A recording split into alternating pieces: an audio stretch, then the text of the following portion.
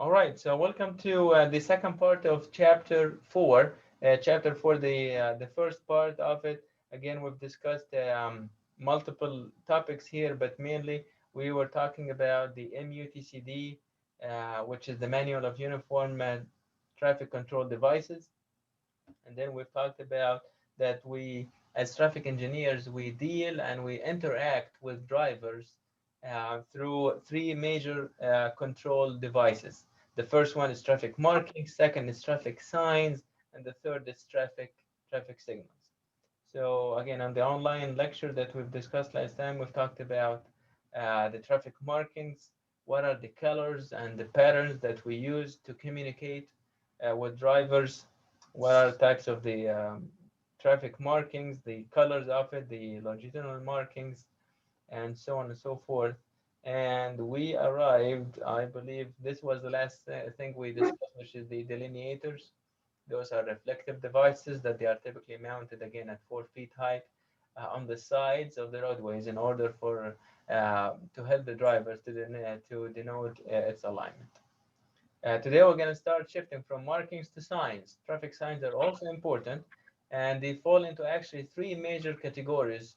The first one is the regulatory signs, the second is a warning sign, and the third is a guide signs. So under each one of these three families, if you will, there are multiple signs underneath them, but the regulatory signs, as the word explain, it's actually convey information concerning specific traffic regulation. For example, a right-of-way sign or a speed sign, speed limit sign by itself, that's a regulatory sign to regulate certain rules that we need to communicate to the drivers. Lane usage, that's also regulatory signs, as well as parking. Again, parking can be big or small. So for big parking lots, we may have some signs that we need to regulate movements within that parking lot. When it comes to warning signs, as the word also explains, it's used to inform and warn drivers about upcoming hazards that they may not see it or otherwise discern in time to react safely. So those are, again, typically we try to assume that not everyone driving on this roadway is really familiar with this location, and therefore we're assuming that even if I have a brand new driver that this is their first time to drive on this location, I want to warn them ahead of time of what's coming when it comes to any sort of hazard that they may not be aware of. Third is the guide signs. Guide signs actually provide information on routes, destinations, as well as services that drivers might be seeking and might be interested to use. So let's go into the details of each one of these type of signs. So the first one is regulatory signs. Typically, they are rectangular in shape. Also, the background color of those signs are, with few exceptions, are white, and legend or the symbols are in black. Again, the exceptions in sizes or colors, of course, are the stop sign, the yield sign. Those again, those are that they are not really rectangular, but we typically like to have them in different shapes, like stop sign and yield sign specific, because they are very important, relatively speaking, compared to the rest of the regulatory signs. Regulatory signs also affect the right of way, and that's why those are the stop signs and the yield signs. We have them in different shapes, and of course, the wrong way as well, or one way. These are some sort of, again, regulatory signs that affect the right of way. Other types of regulatory signs are speed limit signs, and if you think speed limit sign is just one type, you are mistaken. There are multiple speed sign designs that we use. So different types of speed limits might be imposed. So this is the famous one, the linear speed limit, which is this one right here. This is the speed limit, again, just 50. Once you see that, that's 50 miles per hour. That's the maximum you can drive at that location. But also we can have an area-wide speed limit, or we can have a night speed limit. Very interesting, but also, again, it happens depending on the location and the topography of that location of the highway, or if it can get icy, or the sight distance at night is not the greatest, especially if we do not have enough lighting. Therefore, the speed limit would significantly get reduced at that location, and therefore you would end up seeing this type of sign, which is at night. This is the speed limit, not the typical speed anymore. We can also have a truck speed limit. Sometimes again, if that roadway is heavily trafficked with trucks, we can have a speed limit for trucks. We can have a minimum speed limit. That's very interesting as well. But and we could see it here or here. And for some toll roads or some certain high-speed roadways, you cannot drive at significantly lower speeds. Otherwise, you're going to affect the overall flow of the traffic. Um, Besides that, when it comes to speed limit signs, most of the time it's in they are in miles per hour, and if they are in metric units, if they are kilometers per hour, they are typically inside the circle to emphasize that the metric units are in use, which is like this case here. If you see a number 80, again I had a chance to drive several years ago in France, and again all the speed limits were in kilometers per hour, and that's why they were again in a little circle. Other type of regulatory signs, those are the turn and movement prohibition signs. So any sign that can tell you that turning right here is prohibited, that's a regulatory sign. Turning right, turning left, or even if there is no turns at all, or U-turn is not allowed, or left turn and U-turn is not allowed, or even going through is not allowed. Any sort of sign that restrict the driver from moving again through, right, left, U-turn, those also again are some sort of regulatory signs. Regulatory signs can be used towards the lane use signs. So lane use signs are used again whenever again a given movement or movements are restricted or prohibited for designated lanes. For example, if I have a designated left lane like this right here, this is only for left turners. You cannot be there as a driver if you are going through. And same thing again, it can be HOV lane. It can be two-way left turn lanes for arterials. I can even have any reversible lanes that may happen, but basically any of these signs here that really designate the usage of certain lane, it's also considered a regulatory sign.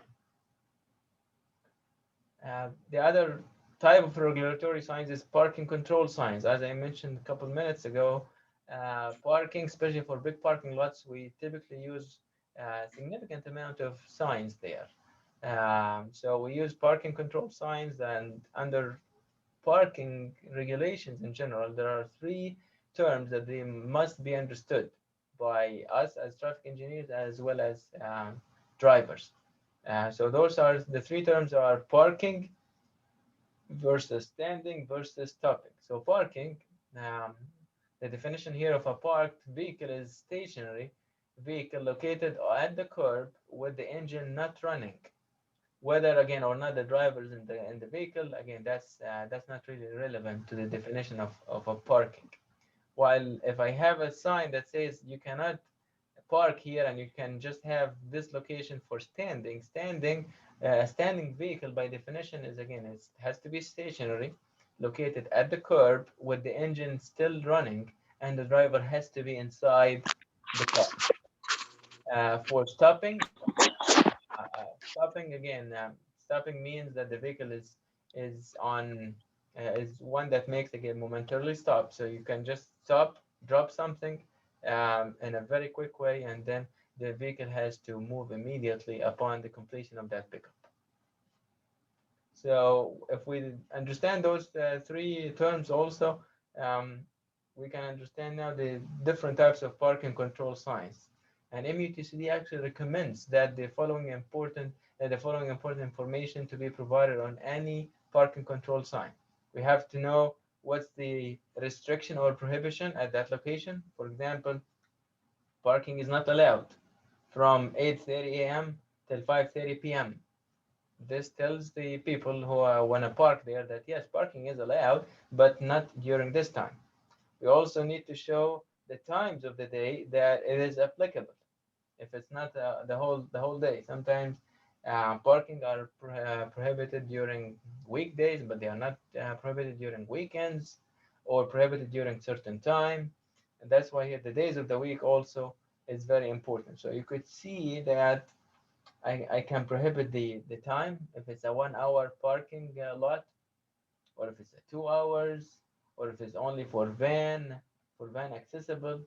Um, Again, there's multiple ways we need it. We can use those, but the main thing again, you need to show what kind of restrictions, what's the time of the day that this is applicable, this sign is applicable, and what are the days of the week that this sign is also applicable. Let's now move on from regulatory signs to warning signs. So warning signs, they actually, as the title suggests, it's warning. So it actually we're trying to use those type of signs to call attention to unexpected conditions of anything on the highway or adjacent to the highway. For example, again, for the standard diamond shape, so most of the warning signs they come in diamond shape, and the minimum size of any of these signs they have to range from 30 inches by 30 inches to 36 by 36. So again, if I were to draw, so this size here, they have to be from 30 to 36 inches in size. METCD, which is the manual again for all these signs, they indicate that warning signs shall be used only in conjunction with an engineering study. We cannot just throw warning signs all over the place. In fact, other research studies show that if we overuse warning signs across the board, drivers actually will tend to ignore them, which could lead to very dangerous consequences. So whenever we put a warning sign, it has to be um, done carefully using an engineering study to justify the need of having it here. Those warning signs, again, they are used typically to inform drivers of any hazardous situation, including the following. So if we have any change in horizontal alignment, sometimes if we have what we call an S curve, so again, driver will be driving this way, and all of a sudden now the curvature is changing exactly 180 degrees, and we need to let the drivers that there is a significant change in the horizontal alignment. If I'm at the intersection and something is not right there, or it might be a troublesome location, or if there's an intersection with a railroad, that's also important to have a warning sign. We can also have an advanced warning of control devices. For example, if I am against certain location and it's very hard to tell if there is a signal coming up, we typically put a warning sign that there is a traffic signal coming up. We also use it for converging traffic lanes.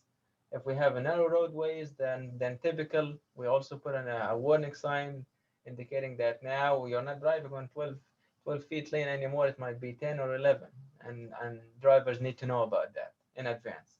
If we have any change in highway design or grades, roadway surface condition, railroad crossings, entrance and crossing, all of these again will constitute some sort of a danger or a dangerous situation that drivers need to be aware of well in advance, and that's why those are good suggestions or good reasons to have a warning sign. These are here some of the examples that a warning sign might be. Again, so it can be again directional, that you need to go again certain right or left, and it can be associated with a speed, whether again if it's not in a circle like this is 25 miles per hour, meaning that again warning when you're taking now the right lane here the speed is 25 or 40 kilometers per hour. Again, any crossing, animal crossings, that might be also interesting and important to show the warning. And even if it's around, if you're getting close to a roundabout, again, roundabout is not something typical that we use all over the place, so it might be an important warning sign to tell the drivers ahead of time that there is a roundabout coming up. Third type of traffic signs beside regulatory signs as well as warning signs is the guide signs. Guide signs typically provide information to road users, including the destinations, available services, historical or recreational facilities. So those type of signs typically they provide good and critical information to unfamiliar road users. So as always, when we design a roadway with its own signs and markings, we do not assume that this is there will be typical drivers who know this location, who know where are they going. You always have to assume that there are some unfamiliar road users at that location, and we would like again to provide such signs, including guide signs, to help them to give them some critical information. Typically, those type of signs they are rectangular in shape with the long dimension in the horizontal direction, and they have white lettering and borders. Some of the general principles when it comes to guide signs, because you might be going through one location and there might be lots of things that you need to tell the driver to guide them. So there might be more than one or two pieces of information that you need to tell them. So there are some general principles that you may apply when you're designing guide signs. For example, if a route service a number of destinations, so if you're going through a location, and again, there's multiple destinations that are gonna come up, and maybe five of them. You can't put five again. So basically, you're gonna if you put five, it's gonna make it crowded, and it's gonna be hard to read from distance. So the rule of thumb here is that you need to put the most important um, of these destinations. Typically, we try to limit them to three. There is no guide sign should list more than three. I guess there you go. More than three. So four might be acceptable in some circumstances, but again, preferably no more than three at a single time. Also, where roadways have both a name and a route number, both should be indicated on the sign if the space permits. So if I'm going to certain roadway that has typical, it's known to have a name and a number, we would like to put both, but in case where only one might be listed, then the route number will take the priority, because again, number is easy to understand, and people might even know about this roadway, and they may not know the name, but the number is very important, and the number will take the priority. Here are some of the examples of route markers. So we have the shield mark here that indicate the interstate route sign or off interstate business route signs. We can also have the um, the square one inside, and there's inside of the shield, white shield. This is the U.S. route sign. We can have a state route sign, which is again in a circle. We can have the Pentagon's sort of design. This is for county roadways. And of course, we have the forest route sign as well. When it comes to the destination signs, those are conventional roadways. Again, you can use those destination guide signs. You can put again one city, two cities, or maximum, as I said, three and one single sign. Sometimes you can put again the directions besides the name of the city. And if you have space, again, you also can put how many miles remaining until you get to that destination. And those are the numbers indicating again the distance between your current location to that city in particular. You can also have again destination signs on freeways and expressways. Basically, you want to make sure that you're explaining the name of the city, and the roadway number, and the exit that's going to lead to that location, and the distance remaining to get to there. If it's just again, it can be the exit number, and actually this sign here from your textbook is actually here existing here in our city. When you're going west or going to Dallas, you're gonna see this guide sign. Wherever you're gonna go to I-20 going to Dallas, you're heading west. So here it shows you your destination city is Dallas. You will be heading west, and you will be driving on Interstate 20. Also, you also can have more of a complicated design like this. Here shows you you're heading west. This is the highway number. This is the city, Lindale, and this is the exit only, indicating that for this lane it's only to exit. And it's also showing you that the exit is going to be on the left, and it's exit number 27. We also can have service guide signs. Service guide signs, again, we use them for drivers that they are particularly those who are unfamiliar with the area, that they need to be able to easily locate some services, crucial services such as fuel, food, lodging, medical assistance, and some other similar services. So as you can see here, we can have hospital or camping.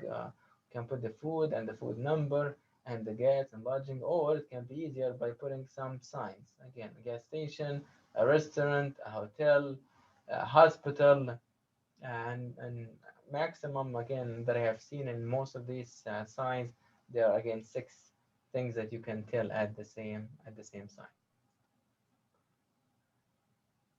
The MUTCD, as I'm mentioning here, it provides for a variety of signs, all using white legend and symbols on a black background. So everyone knows that these are the guide signs. They are again on blue background, and the legend is in white. You can use guide signs also for recreational and cultural interest signs. So again, if it's a place where it's allowed for swimming, we can have these signs, or hiking, or biking, or you can for lodging. Any of these can help to guide the drivers to to the recreational location that they are interested in. All right, so we finished the signs. Last time we finished the markings. We finished the signs. Now let's go to the last part of this, of the how can we interact with drivers using traffic signals. Believe it or not, there are 9 types of traffic signals. We're most familiar with the most famous one is the traffic control signal, but also we have multiple other types of traffic signals we use in multiple locations. We can have pedestrian signals, we can have emergency vehicle traffic control signals, we can have traffic control signals on one way or the other, we can have flashing beacons, we can have in-road lights. So many types of traffic signals we can utilize depending on the need. But as I said, the most common one that will come to mind is the traffic control signal, which is the typical signal that we see at any major intersection at any given location. Okay, so the traffic control signs, signals, they are actually the most complicated form of traffic control device under the MUTCD. So markings, and then signs, and then signals. Signals is the most sophisticated one because the MUTCD actually pay more attention to traffic signals and it addresses lots of the aspects related to the design of the traffic signals. It talks about the physical standard for any signal display. It actually come up with definitions and meaning of the various indications authorized for use. It also defined for us the timing and the sequence restrictions as well as the maintenance. How can we maintain and operate such signals? There are two important guidelines here regarding the operation of traffic signal. The first one is the traffic control signals must be in operation at all times. You cannot have a dark, what we call dark or non-functional traffic signal. If I have a non-functional traffic signal, if something bad, God forbid, happens, there will be again big lawsuit against the city or the operating authority at that location. So we cannot have a signal that is not functional. Second is stop signs shall not be used in conjunction with any traffic control signal. I cannot mix both of them together. Unless again, if it's operating in the red flashing mode at all times, then yes, that is okay. But besides that, I cannot mix a signal, a yield sign or a stop sign with a traffic signal.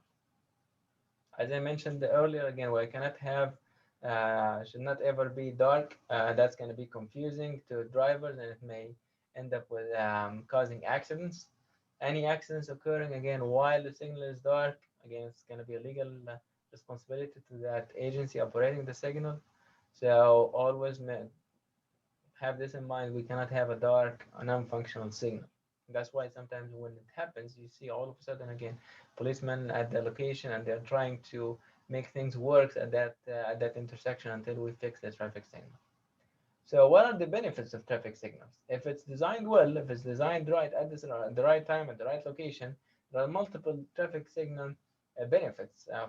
So the first one is we're going to have capacity of critical intersection volume is increased, typically with having a traffic signal. The frequency as well as severity of accidents typically is reduced for certain types of crashes, including the right angle crashes, turn crashes, as well as pedestrian involved accidents. Signals also can provide um, continuous movements of through traffic along an arterial or designated at certain designated speeds.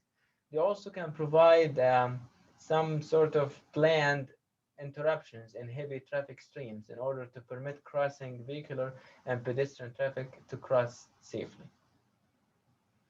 Traffic signal indicators. I know all of you has your license, but it might be again a good reminder for the colors. So we have green, we have again a green ball, a yellow ball, and red ball. And again, each one again stop, get ready, and then this is to go through the intersection. But what's important is the flashing ones. Flashing ball, a flashing yellow in particular, allows traffic to proceed with caution throughout the intersection. A flashing red is going to act as a stop sign. So the driver have to stop. May again they will proceed to that location, but then have to stop, complete stop at that location before they move on. An arrow also can be used. So arrow indications, we can have green, yellow, and red arrows indicating the indications. Those indications they have the same meaning as the ball indicators. There's no difference whether it's a lens or an arrow, except that again that they apply only to certain movements or certain lanes. Mainly we use them for left lanes in particular. How about now, what's the minimum sight distance for signal faces? This is important as well. Signal faces and visibility requirements are part of the MUTCD standards. First of all, the size of the signal, or we call them the lenses. You may think they are small because you look at them from distance, but they are actually, the manual now mandates the use of 12-inch lenses. Previously, we used to have 8-inch lenses, and any of these signals, once they get to their expiration date, they have to be replaced by the 12-inch lenses, and we can't use the 8 inches anymore. But even with having a big lenses, there is also minimum visibility distancing that they are required for signal faces, and that's the table that we use from the MUTCD. So minimum sight distance, how far I should see this. So how far of a sight distance I have to have available at the intersection in order for me to observe the signal and obey it. So that's depend on the speed actually. If the 81st percentile speed limit is, let's say, 20 miles per hour, then the minimum sight distance is 175 feet only. By the time I'm increasing the speed, as you may expect, and what we've discussed in previous courses, if the speed is high, that means I need to have a bigger sight distance, because now my reaction time and the way to stop the car quickly if I see a danger is gonna take me longer. Therefore, the sight distance, I have to have a bigger sight distance. For example, I will need 715 feet worth of sight distance minimum if that intersection is at 60 miles per hour roadway. Here again another picture of traffic control signals styles that are, again, I'm going to leave that to you again to see that there are lots of styles we can use for designing a traffic signal, as well as the horizontal location of signal phases.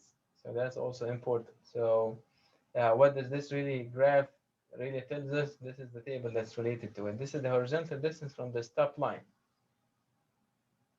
versus the height of the top of the signal housing above the pavement. So this is very important here. This is a relationship between what's the minimum horizontal distance from the stop line the signal has to be, and also the height.